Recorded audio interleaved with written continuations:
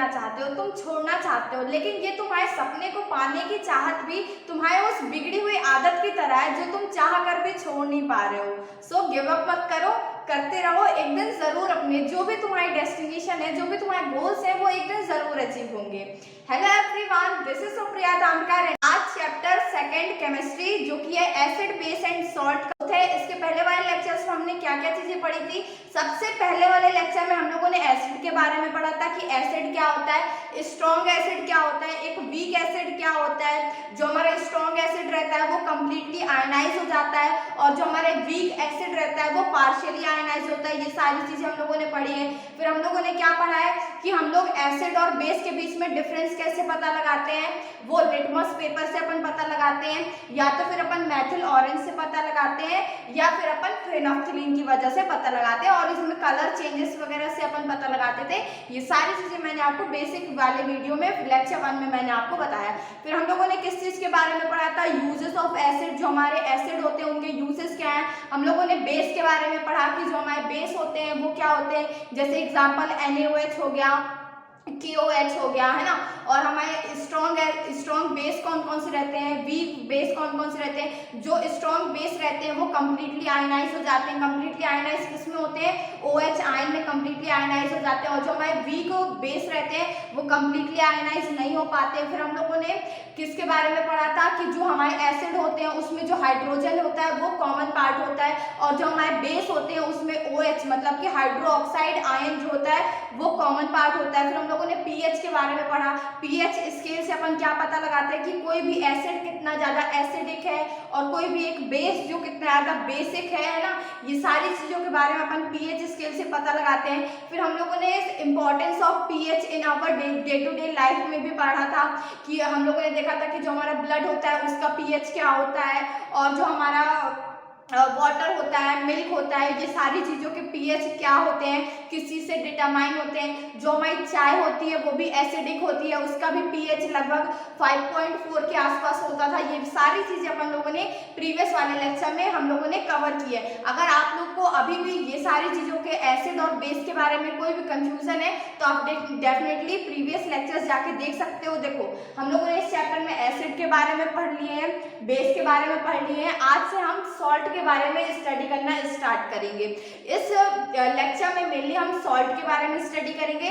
तो चलो बिना टाइम वेस्ट किए आज अपन सॉल्ट से स्टार्ट करते हैं। देखो a salt is a compound formed from an acid by the replacement of the hydrogen in the acid by a metal। एक सॉल्ट कैसे बनता है हमारा, एक सॉल्ट हमारा कैसे बनता है, जब किसी भी एक कंपाउंड से, जब किसी भी एक एसिड से अपन हाइड्रोजन पार्ट को क्या कर देते हैं, हाइड्रोजन पार्ट को किससे रिमूव कर देते हैं, मेटल से। मैंने क्या बताया कि जो हमारा सॉल्ट रहता है वो कैसे बनता है, जब अपन किसी भी एक सॉल्ट को बनाते हैं तो कैसे बनता है, अपन एक एसिड लेते हैं और एसिड से हाइड्रोजन पार्ट को किसी भी एक मेटल की मदद से अपन रिप्लेस करा देते हैं, हटा देते हैं, तब हमारा सॉल्ट का फॉर्मेशन होता है। नहीं समझ में आया, एक बार इसे और रीड करो पहले।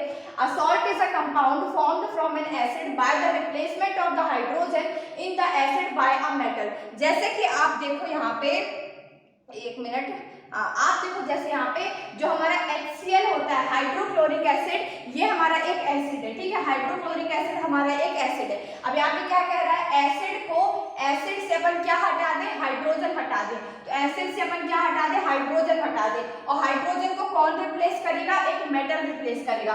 तो यहाँ पे क्या है कि मैंने एक मेटल ले लिया, सोडियम, तो अपन को पता है ना सोडियम एक मेटल होता है। तो यहाँ पे सोडियम ने इस हाइड्रोजन को क्या कर दिया, रिमूव कर दिया, तो हमारा जो NaCl बनता है वो क्या होता है, एक सॉल्ट होता है। सोडियम क्लोराइड हमारा एक क्या है, सॉल्ट है। देखो HCl एक एसिड है और NaCl is a salt. HCl एक एसिड होता है और NaCl एक सॉल्ट होता है। अब देखो यहाँ पे salt are formed when an acid react with a base. ये तो हमें पता है, न्यूट्रलाइजेशन रिएक्शन में क्या होता था, जब एक एसिड एक बेस के साथ रिएक्ट करता था और वो क्या बनाता था, सॉल्ट और वाटर बनाता था। इसे अपन क्या कहते थे, neutralisation reaction. When a acid react with a base to form salt and water, this is known as neutralisation reaction. तो ये चीज तो हमें पता है। देखो अब नेक्स्ट क्या लिखा है, in this way we can say that a salt has a two parents and an acid and a base. अब देखो जो हमारा सॉल्ट बन रहा है वो किससे किससे किससे बन रहा है, एक एसिड से बनता है और एक बेस से बनता है। अब आपको कैसे पता चलेगा कि जो हमारा सॉल्ट रहता है वो एक एसिड से बनता है और एक बेस से बनता है, तो ये चीज मैं आपको देखो अच्छे से क्लियर करके एक बार बताती हूँ, थोड़ा सा आपको जगह वगह बन जाए तब हम आपको बताएं अच्छे से ना। देखो यहाँ पे मैंने एक एसिड लिया, हाइड्रोक्लोरिक एसिड HCl, अब तो सबको पता है ना हाइड्रोक्लोरिक एसिड एक एसिड होता है, और यहाँ पे एक बेस ले लो NaOH बेस ले लो। और आपको पता है कि जब एक एसिड एक बेस के साथ रिएक्ट करता है तो क्या बनता है, सॉल्ट बनता है और वाटर बनता है। तो सबसे पहले यहाँ पे कौन सा सॉल्ट बनेगा, NaCl सॉल्ट बनेगा और साथ में वाटर भी निकलेगा, ठीक है।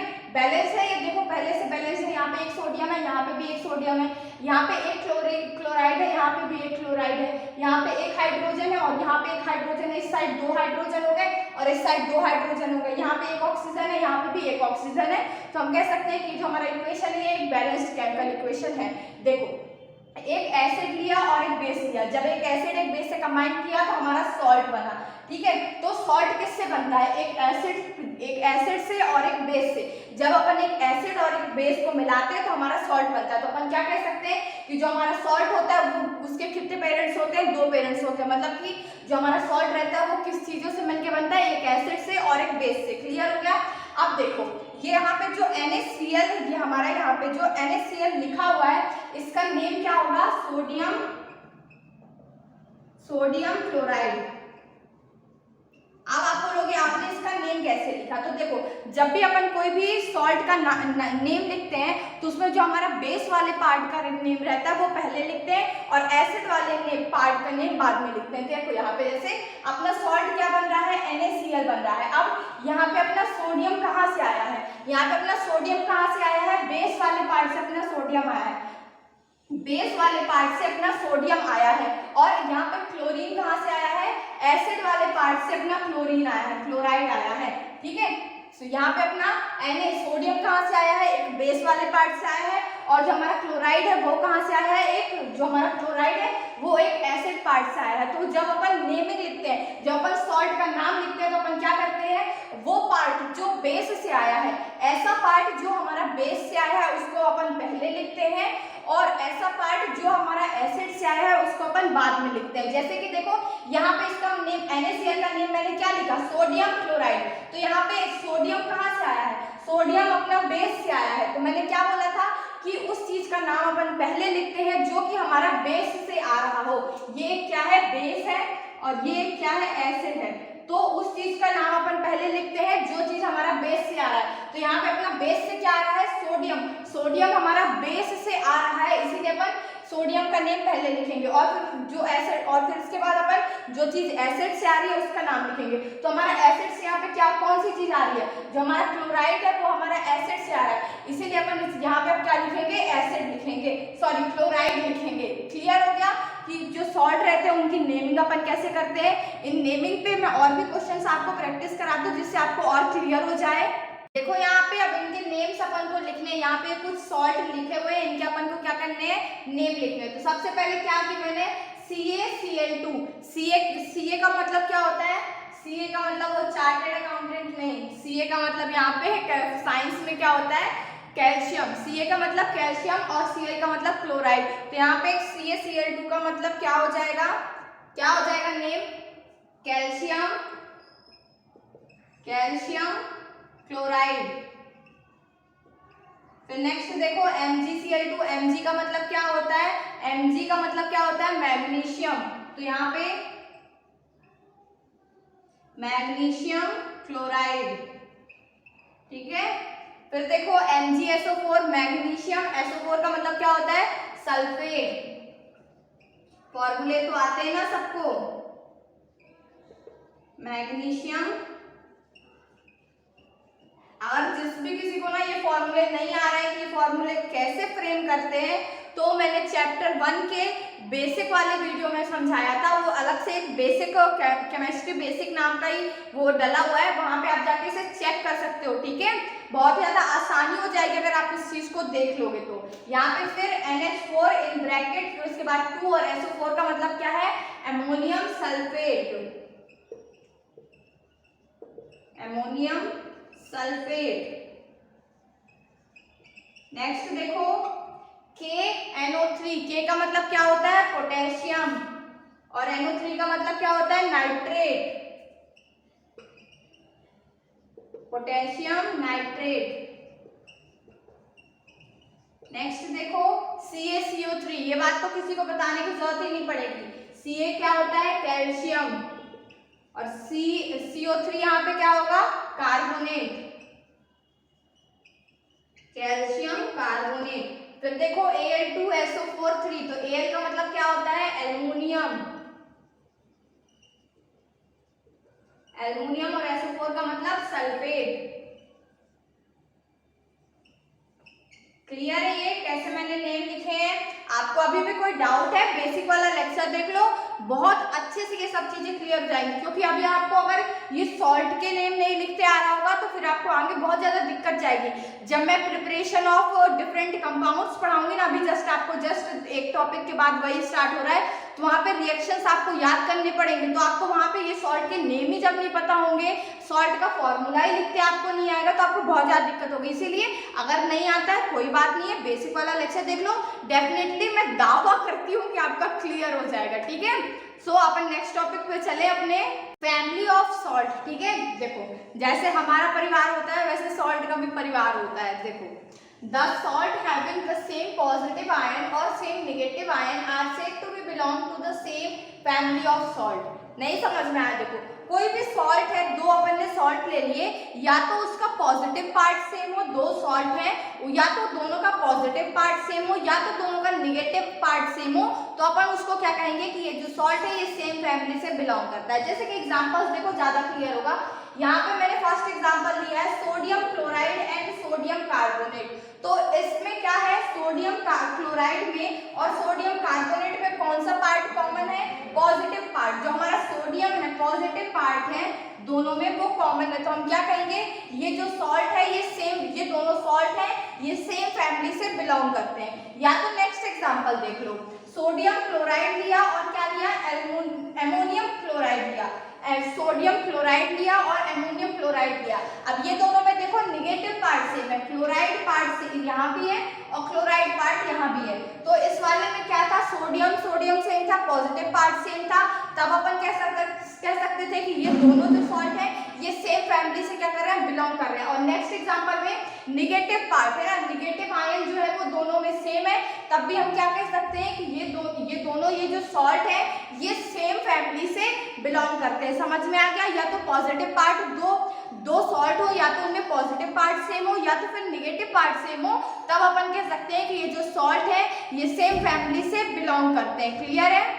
अब देखो हमारा नेक्स्ट टॉपिक आता है the pH of salt solution. जब मैं आपको इसके प्रीवियस वाले लेक्चर में पीएच समझा रही थी तो मैंने क्या बताया था कि जो पीएच स्केल होती है उसमें हमारी रीडिंग कहाँ से कहाँ तक होती है, 1 से लेकर के 14 तक। और जो जितना ज्यादा कम की साइड जाएगा, देखो क्या होता था, हमारी पीएच रीडिंग 1 होती थी, 7 और 14 यहाँ तक पूरी ऐसे चलती थी। जब अपना जो भी चीज 14 जिस भी चीज का अपना पीएच 7 रहता था तो अपन क्या कहते थे, वो चीज न्यूट्रल है। और जैसे जैसे इसका पीएच कम होता जाता था, इस साइड जैसे जैसे पीएच कम होता जाता था वैसे वैसे हम कहते थे कि क्या एसिडिटी हमारी बढ़ रही है। जिसका मान लो दो चीज अपन के पास गिवन है, ठीक है, दो कोई भी एसिड हो सकते हैं, है ना, तो अपन कह रहे हैं कि जो ए एसिड है उसका पीएच कितना है, 4 है, और जो बी एसिड है उसका पीएच कितना है, 6 है। अगर हमसे पूछ लिया कि ए एसिड जिसका पीएच 4 है और बी एसिड जिसका पीएच 6 है, तो ये दोनों में ज्यादा एसिडिक कौन होगा,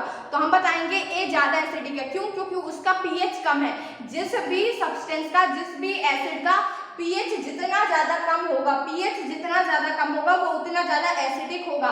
फिर बेस के केस में क्या होता था, अब मान लो कि आपके पास दो बेस दे दिए हैं, एक बेस का हम कह रहे हैं कि एक बेस का पीएच 9 है और एक बेस का पीएच 13 है। तो आपसे यहाँ पे पूछेगा कि कौन सा बेस ज्यादा बेसिक है, तो आप बताओगे कि यहाँ पे बी जो है जिसका पीएच कितना है, 13 है, जिसका पीएच 13 है वो ज्यादा बेसिक होगा। मतलब कि जितना ज्यादा हमारा पीएच इंक्रीज होगा, इस साइड पे हमारा जितना ज्यादा पीएच इंक्रीज होगा उतनी ज्यादा हमारी बेसिक प्रॉपर्टी क्या होगी, बढ़ेगी। समझ में आ रहा है? जितना ज्यादा पीएच कम उतना ज्यादा वो क्या, एसिडिक, और जितना ज्यादा पीएच ज्यादा तो उतना ज्यादा क्या होगा, बेसिक होगा। ये चीज क्लियर है?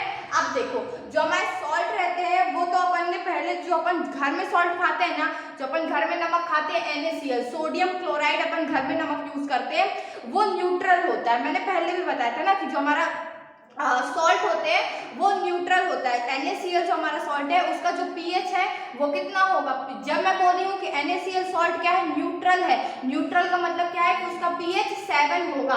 तो अब यहाँ पे देखो जो सॉल्ट NaCl सॉल्ट है वो तो न्यूट्रल है, लेकिन ऐसे काफी सारे सॉल्ट रहते हैं जो कई सारे सॉल्ट एसिडिक रहते हैं और कई सारे सॉल्ट हमारे बेसिक भी रहते हैं। यहाँ पे देखो दो the aqueous solution of many acid are neutral, जो हमारे मोस्टली एसिड्स, जो हमारे मोस्टली सॉल्ट होते हैं ज्यादातर उनका जो pH होता है 7 होता है। pH 7 के मतलब कि ज्यादातर हमारे सॉल्ट जो रहते हैं वो न्यूट्रल रहते हैं, लेकिन but some salt produce acidic और बेसिक सॉल्यूशन। जब कोई भी ऐसे भी सॉल्ट होते हैं जिन्हें जब अपन पानी में डालते हैं तो हो सकता है कई बार वो एसिडिक सॉल्यूशन बनाए और कई बार वो बेसिक सॉल्यूशन बनाए। तो यहाँ पे देखो सोडियम क्लोराइड में NaCl मैंने बताया ना, सोडियम क्लोराइड का pH कितना होता है, 7 होता है। pH 7 मतलब कि वो न्यूट्रल है। और जो हमारा अमोनियम क्लोराइड जो हमारा सॉल्ट होता है, अमोनियम क्लोराइड सॉल्ट को जब अपन पानी में डालते हैं तो जब उसका अपन pH लेवल चेक करते हैं, pH लेवल कैसे चेक करते हैं ये तो याद है ना, एक pH पेपर होता है, इतना छोटा सा पेपर होता है और उसको अपन जब उस पर डालते हैं तो वो कलर चेंज करने लगता है ना। तो जब अपन अमोनियम क्लोराइड को पानी में घोलेंगे और pH पेपर उसमें डाल के चेक करेंगे तो हम देखेंगे कि उसका pH जो आएगा वो कितना आएगा, pH उसका 6 आएगा। pH 6 है मतलब कि 7 से इस साइड हुआ मतलब कि एसिडिक है। और जो हमारा सोडियम कार्बोनेट सॉल्ट होता है, सोडियम कार्बोनेट सॉल्ट होता है, जब उसको अपन पानी में डालेंगे और उसका pH चेक करेंगे तो हम ये देखेंगे कि उसका pH 9 आएगा। 7 से इस साइड pH हो गया मतलब कि हमारा जो सोडियम कार्बोनेट का सॉल्यूशन बनेगा वो कैसा बनेगा, एक बेसिक सॉल्यूशन बनेगा। क्या मैंने बताया, सोडियम क्लोराइड का जब अपन सॉल्यूशन बनाएंगे, सोडियम क्लोराइड सॉल्ट को जब अपन पानी में डालेंगे तो उसका pH 7 आएगा, मतलब कि जो सोडियम क्लोराइड का सॉल्यूशन है वो कैसा है, न्यूट्रल है। और जब अपन अमोनियम क्लोराइड को पानी में डालेंगे, उसका सॉल्यूशन बनाएंगे और pH चेक करेंगे तो उसका pH कितना आएगा, 6 आएगा। और इससे हमें क्या पता चलेगा कि जो अमोनियम क्लोराइड का सॉल्यूशन है वो क्या है, एसिडिक है। अब फिर जब अपन सोडियम कार्बोनेट का जब अपन सॉल्यूशन बनाएंगे और उसका pH को चेक करेंगे तो अपन को कितना pH मिलेगा, 9। तो ये 9 pH से अपन को क्या पता चल रहा है कि जो सोडियम कार्बोनेट का जो सॉल्यूशन रहेगा वो एक बेसिक सॉल्यूशन रहेगा। ये चीज क्लियर हो गई आपको। फिर यहाँ पे लिखा हुआ है देखो, the acidic nature and basic nature of some salt solution can be explained on the basis of hydrolysis of salt. जो कौन सा सॉल्ट हमारा एसिडिक सॉल्यूशन बनाएगा, कौन सा सॉल्ट हमारा बेसिक सॉल्यूशन ये बनाएगा, ये अपन कैसे पता लगा सकते हैं, हाइड्रोलिसिस करा के। हाइड्रोलिसिस ऑफ सॉल्ट जब अपन कराएंगे तो हमें ये पता चल जाएगा कि ये जो सॉल्यूशन है वो ये जो सॉल्ट है वो हमारा एक एसिडिक सॉल्यूशन बना रहा है या फिर एक बेसिक सॉल्यूशन बना रहा है। अब देखो यहाँ पे 3 पॉइंट्स में ये सारी चीजें आपको बिल्कुल भी क्लियर हो जाएंगी कि कौन सा सॉल्ट हमारा एसिडिक सॉल्यूशन बनाएगा और कौन सा हमारा सॉल्ट बेसिक सॉल्यूशन बनाएगा। फर्स्ट पॉइंट देखो, the salt of strong acid and strong base give neutral solution. कितने तरीके, देखो एक सॉल्ट है वो कितने तरह के सॉल्यूशन बना सकता है, या तो वो न्यूट्रल सॉल्यूशन बनाएगा, या तो वो एसिडिक सॉल्यूशन बनाएगा, या तो फिर वो एसिडिक सॉल्यूशन बनाएगा, या तो फिर वो, बोलो यार, बोल दिया करो कभी कभी, या तो फिर वो बेसिक सॉल्यूशन बनाएगा। तो सबसे पहले देखते हैं कि ऐसे वो कौन से सॉल्ट होते हैं जो कि जो हमारे न्यूट्रल सॉल्यूशन बनाते हैं।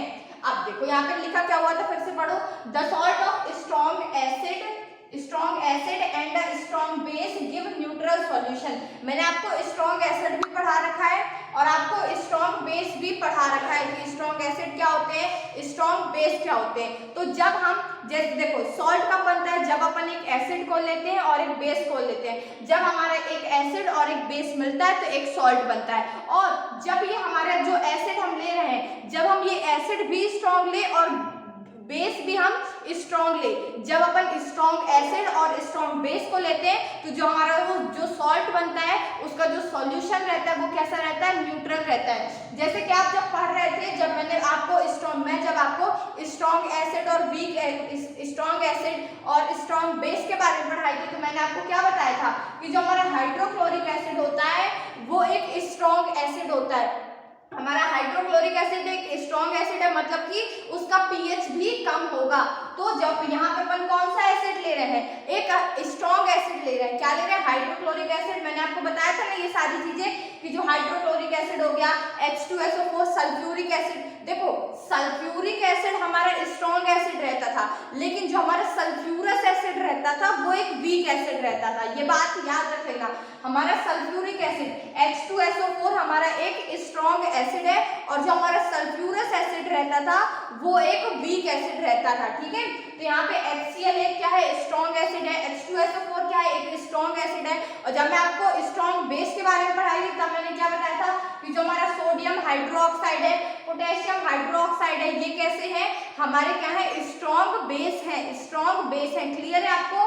तो देखो यहाँ पे क्या बोल रहा है, जब एक स्ट्रॉन्ग एसिड लो, जब आप एक स्ट्रॉन्ग एसिड लोगे और एक स्ट्रॉन्ग बेस लोगे तो जो हमारा सॉल्ट बनेगा उसका जो सॉल्यूशन रहेगा वो कैसा रहेगा, न्यूट्रल रहेगा। तो हमने क्या लिया, एक स्ट्रॉन्ग एसिड लिया HCl और एक स्ट्रॉन्ग बेस लिया NaOH। तो यहाँ पे क्या बनेगा, NaCl बनेगा और H2O बनेगा। और अपन ने स्ट्रॉन्ग एसिड लिया था और weak acid, sorry strong acid लिया था और स्ट्रॉन्ग बेस लिया था। दोनों चीजें, एसिड भी स्ट्रॉन्ग था और बेस भी स्ट्रॉन्ग था। जब दोनों चीजें स्ट्रॉन्ग थी तो हम क्या कह सकते हैं कि जो हमारा सॉल्ट बनेगा वो क्या होगा, जो हमारा सॉल्ट बनेगा वो न्यूट्रल रहेगा। सॉल्ट का सॉल्यूशन जो हम रहेगा वो न्यूट्रल रहेगा, मतलब कि उसका पीएच कितना रहेगा, 7 रहेगा। फिर नेक्स्ट देखो H2SO4 मैंने बताया है, H2SO4 भी एक क्या होता है, स्ट्रॉन्ग एसिड होता है। उसको किसके साथ ले रहे हैं, KOH। KOH भी हमारा क्या रहता है, स्ट्रॉन्ग बेस है। जब एक स्ट्रॉन्ग एसिड और एक स्ट्रॉन्ग बेस को मिलाएंगे तो हमारा कौन सा सॉल्ट बनेगा, K2SO4, पोटेशियम सल्फेट। K2SO4 क्या होता है, K का मतलब क्या होता है, K का मतलब क्या होता है, K का मतलब पोटेशियम। K किसका सिंबल है, पोटेशियम का सिंबल है। सल्फ्यूरिक एसिड और अपना पोटेशियम हाइड्रोक्साइड जब मिलेगा तो अपना क्या बनेगा, पोटेशियम सल्फेट। और पोटेशियम सल्फेट बनेगा और साथ में वाटर बनेगा।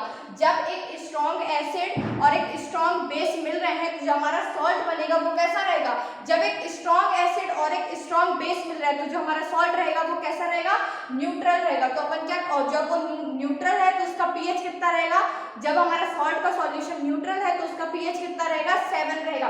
सो यही चीज यहाँ पे लिखी हुई है। So NaCl and K2SO4 are neutral having pH 7। ये फर्स्ट पॉइंट क्लियर हो गया कि जब एक स्ट्रॉन्ग एसिड और एक स्ट्रॉन्ग बेस मिलता है तो जो हमारा सॉल्ट बनता है, जब उसका अपन सॉल्यूशन लेंगे तो उसका सॉल्यूशन न्यूट्रल रहेगा। और अगर सॉल्यूशन न्यूट्रल है तो हम क्या कह सकते हैं कि उसका पीएच कितना है, 7 है। आपको फर्स्ट पॉइंट क्लियर हुआ। सेकंड पॉइंट बताऊं, The salt of strong acid and weak base give acidic solution having pH less than 7। अब देखो जब अपन एक स्ट्रॉन्ग एसिड ले ले और एक वीक बेस ले, अब देखो एसिड स्ट्रॉन्ग ले रहे हो तो ऑफ कोर्स जो हमारा सॉल्यूशन बनेगा वो भी एसिडिक ही बनेगा। जब अपन दोनों चीज बराबर ले रहे थे, स्ट्रॉन्ग एसिड ले रहे थे और स्ट्रॉन्ग बेस ले रहे थे, तब जो हमारा सॉल्यूशन बन रहा था वो कैसा बन रहा था, न्यूट्रल बन रहा था। लेकिन अब सेकंड केस में क्या कह रहा है, अगर अपन एक स्ट्रॉन्ग एसिड ले ले और एक वीक बेस ले तो जो हमारा सॉल्ट बनेगा वो सॉल्ट का सॉल्यूशन अगर अपन बनाएंगे तो वो कैसा मिलेगा, वो सॉल्यूशन हमें कैसा मिलेगा, एसिडिक मिलेगा। और ये चीज तो अपन को प्रैक्टिकली भी ऐसी समझ में आ रही है कि यार जब स्ट्रॉन्ग एसिड, जो अपना एसिड है उसको स्ट्रॉन्ग ले रहे हो तो जो हमारा सॉल्यूशन बनेगा वो भी तो स्ट्रॉन्ग ही होगा ना, वो भी स्ट्रॉन्ग होगा, एसिडिक होगा, सॉरी एसिडिक होगा।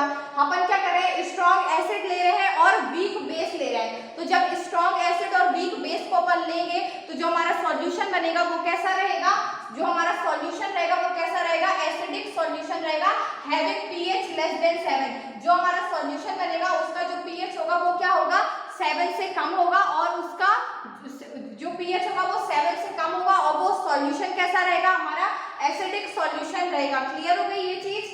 अब देखो मैंने आपको बताया था ना, जो अमोनिया क्लोराइड, मैंने आपको क्या क्या बताया था, एक 3 एग्जांपल लेके बताया था ना, NaCl लिया था, उसमें अमोनियम क्लोराइड लिया था। तो मैंने आपको वहां पे डायरेक्ट लिख के बता दिया था कि जो अमोनियम क्लोराइड होता है उसका जो हमारा pH होता है वो क्या होता है, pH इसका 6 होता है। pH 6 मतलब कि उसका जो सॉल्यूशन pH अगर 7 रहता है तो वो न्यूट्रल रहता है, और अगर 7 से 1 के साइड में उसका pH शिफ्ट होने लगता है तो वो जो सॉल्यूशन रहता है वो कैसा होने लग जाता है, एसिडिक होने लग जाता है। तो यहाँ पे देखो अमोनियम क्लोराइड का pH कितना रहता है, 6 रहता है, मतलब कि क्या वो एसिडिक है। और मैंने आपको क्या बताया था कि अपन कैसे पता लगाएंगे कि कोई भी जो हमारा सॉल्यूशन है वो एसिडिक है या फिर बेसिक है या फिर न्यूट्रल है, ये अपन कैसे पता लगाएंगे, हाइड्रोलिसिस हाइड्रोलिसिस करके, है ना, तो अपन को यहाँ पे कोई भी सॉल्ट दे दिया है। अब इससे अपन को कह दिया है कि जो अमोनियम क्लोराइड हमारा सॉल्ट है, पता लगाओ तुम कि ये बेसिक सॉल्यूशन बनाएगा या फिर एसिडिक सॉल्यूशन बनाएगा या फिर न्यूट्रल सॉल्यूशन बनाएगा। तो इस पे अपन क्या करेंगे, हाइड्रोलिसिस कराएंगे। हाइड्रोलिसिस कराने का मतलब क्या है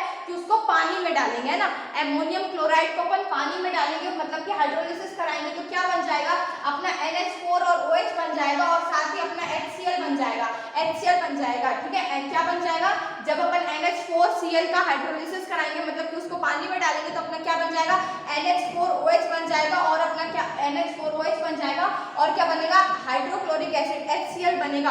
अब मैंने जब आपको स्ट्रॉन्ग एसिड और weak base, strong acid, weak acid, strong base, weak base के बारे में जब पढ़ाई थी तो मैंने आपको क्या बताया था, NH4OH जो वो हमारा होता है वो एक क्या होता है, वीक बेस होता है। आपको ये सारी चीजें क्लियर होनी चाहिए कि कौन सा एसिड हमारा स्ट्रॉन्ग एसिड में आता है, कौन सा एसिड हमारा वीक एसिड में आता है, कौन सा बेस हमारा स्ट्रॉन्ग बेस होता है, कौन सा बेस हमारा वीक बेस होता है। ये सारी चीजें आपको डेफिनेटली क्लियर होनी चाहिए। तो मैंने बताया था ना NH4OH का मतलब क्या है, अमोनियम हाइड्रोक्साइड जो हमारा होता है वो एक कैसा होता है, वीक बेस होता है। और जो हमारा हाइड्रोक्लोरिक एसिड रहता है वो एक कैसा एसिड रहता है, स्ट्रॉन्ग एसिड रहता है। तो जब अपन अमोनियम क्लोराइड का अपन हाइड्रोलिसिस करा रहे हैं तो अपन क्या देख रहे हैं कि हमारा जो बेस बन रहा है वो एक वीक बेस बन रहा है और जो हमारा एसिड बन रहा है वो एक स्ट्रॉन्ग एसिड बन रहा है। तो सॉरी, जब अपन अमोनियम क्लोराइड का हाइड्रोलिसिस करा रहे हैं तो अपना क्या बन रहा है, एक वीक बेस बन रहा है और एक स्ट्रॉन्ग एसिड बन रहा है। और जब एक स्ट्रॉन्ग एसिड बन रहा है तो अपन क्या कह सकते हैं कि जब अपना स्ट्रॉन्ग एसिड बन रहा है तो जो हमारा सॉल्यूशन होगा, जो हमारा सॉल्ट का सॉल्यूशन होगा वो कैसा होगा, एसिडिक होगा, क्योंकि यहाँ पे हमारा जो एसिड है वो क्या है, एक स्ट्रॉन्ग एसिड है और एक बेस क्या है, वीक बेस है। जब स्ट्रॉन्ग एसिड है तो हमारा सॉल्यूशन एसिडिक होगा। सॉल्यूशन एसिडिक होने का मतलब क्या है कि उसका pH 7 से लेस रहेगा। आई होप आपको ये वाला सेकंड पॉइंट क्लियर हो गया। अब अपन थर्ड पॉइंट देखें। थर्ड पॉइंट देखो, अब अपना क्या लिखा है, the salt of weak acid and strong base give basic solution having pH more than 7। अब देखो यहाँ पे अपन पहले केस में अपन ने क्या देखा था, स्ट्रॉन्ग एसिड लिया था और स्ट्रॉन्ग बेस लिया था। जब अपन स्ट्रॉन्ग एसिड और स्ट्रॉन्ग बेस लेंगे तो जो हमारा सॉल्यूशन बनेगा वो कैसा बनेगा, न्यूट्रल बनेगा। फिर सेकंड केस में अपन ने क्या देखा, जब अपन स्ट्रॉन्ग एसिड ले और वीक बेस ले तो जो हमारा सॉल्यूशन बनेगा वो कैसा बनेगा, जो हमारा सॉल्यूशन बनेगा वो कैसा रहेगा, एसिडिक रहेगा। अब थर्ड केस में देखो, जब अपन वीक एसिड ले, वीक एसिड और स्ट्रॉन्ग बेस, अब यहाँ पे क्या है, बेस जो है वो स्ट्रॉन्ग है। जब हमारा यहाँ पे एसिड वीक है और जो हमारा बेस है वो स्ट्रॉन्ग है तो जो हमारा सॉल्यूशन रहेगा वो कैसा रहेगा, बेसिक रहेगा। अगर अपन को अपना सॉल्यूशन जो है वो बेसिक है तो अपन क्या कहेंगे, जो उसका pH होगा 7 से मोर होगा, है ना, समझ में आ रहा है ना। जो एसिडिक सॉल्यूशन रहते हैं उनका pH 7 से कम रहता है और जो बेसिक सॉल्यूशन रहते हैं उनका pH 7 से ज्यादा रहता है। ये चीज तो मैंने आपको pH वाले लेक्चर में बहुत अच्छे से क्लियर भी की थी, है ना। तो यहाँ पे क्या लिखा हुआ है, the salt of weak acid and strong base. Acid कैसा ले रहे हैं, वीक एसिड ले रहे हैं और बेस कैसा ले रहे हैं, स्ट्रॉन्ग बेस ले रहे हैं। Give basic solution having pH more than 7। Clear है। अब अपन को जैसे यहाँ पे एक सॉल्ट गिवन है Na2CO3, Na2CO3 अपन को एक सॉल्ट गिवन है और अपन को ये पता लगाना है कि ये जो सॉल्ट है जब इसको अपन हाइड्रोलिसिस कराएंगे, इसको जब अपन पानी में डालेंगे तो ये जो हमारा सॉल्यूशन बनेगा वो हमारा एसिडिक सॉल्यूशन रहेगा या तो फिर बेसिक सॉल्यूशन रहेगा या तो फिर क्या रहेगा, न्यूट्रल रहेगा। तो देखो Na2CO3 का हाइड्रोलिसिस कराने का मतलब उसको पानी से रिएक्ट करवाना, ठीक है। तो जब ये वाटर से रिएक्ट करेगा तो अपना क्या बनेगा, NaOH बनेगा और H2CO3 बनेगा। ये सारे रिएक्शंस अगर आप कहोगे कैसे बन रहे हैं तो आपको कहीं ना कहीं थोड़ा सा मेमोराइज करना पड़ेगा, ये सब चीजें आपको थोड़ा सा याद करनी पड़ेगी, ठीक है। और इतना ज्यादा तो वैसे ये रिएक्शंस आपको लिखने को नहीं पूछता है, ठीक है। आपको बेसिकली ये सारी चीजें पूछेगा कि हमारा वीक एसिड है और स्ट्रॉन्ग बेस है तो जो हमारा सॉल्यूशन बनेगा वो न्यूट्रल रहेगा या फिर कैसा रहेगा, एसिडिक रहेगा, बेसिक रहेगा। ये सारी चीजें आपको मेनली पूछी जाती है, बट ऐसा रिएक्शन लिखने को बहुत कम आ जाता है। आप इसमें परेशान मत होना, ठीक है, बिल्कुल भी। या तो फिर ऐसा कह देगा कि पूरा आपको रिएक्शन लिख के दे देगा और आपसे ये पूछ लेगा, देखो मैंने क्या बोला कि रिएक्शन लिखने को नहीं आएगा, आपको ये रिएक्शन लिख देगा और आपको ये फिर पूछेगा ये जो सॉल्यूशन है, इस सॉल्ट का ये जो सॉल्यूशन है ये एसिडिक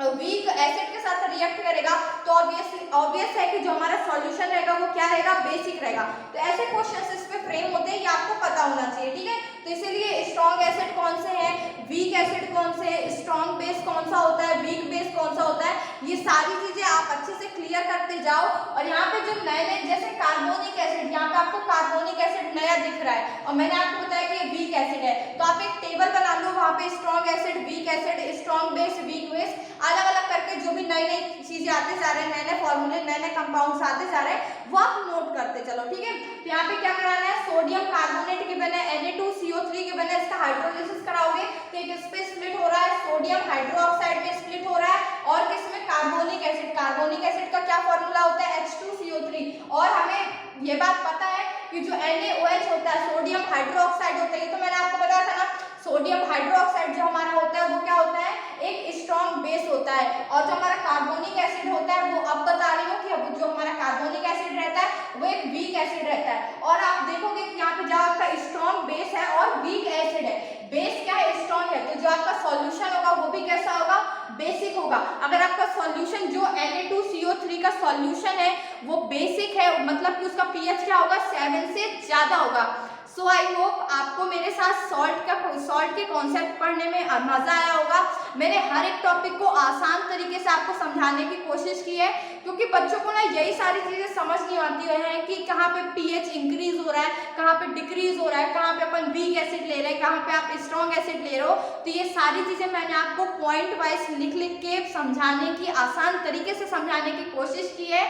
सो आई होप आपको ये सारी चीजें समझ में आई होंगी। अगर आपको मेरे साथ पढ़ाई करने में अच्छा लगा हो तो इस वीडियो को लाइक करो, मेरे चैनल सुप्रिया ताम्रकार को सब्सक्राइब करो and do share this video with your friends. और मैंने अपने टेलीग्राम ग्रुप का लिंक भी डिस्क्रिप्शन बॉक्स में दे दिया है, जहाँ से आप मेरे टेलीग्राम ग्रुप को भी डेफिनेटली ज्वाइन कर सकते हो। वहाँ पे मैं प्रॉपरली नोट्स वगैरह आपकी डालती रहती हूँ, तो वहाँ से आपको नोट्स वगैरह मिल जाएंगे, उन्हें वो भी आपके एग्जामिनेशन में, आपके अपकमिंग एग्जामिनेशन में आपकी हेल्प करेंगे।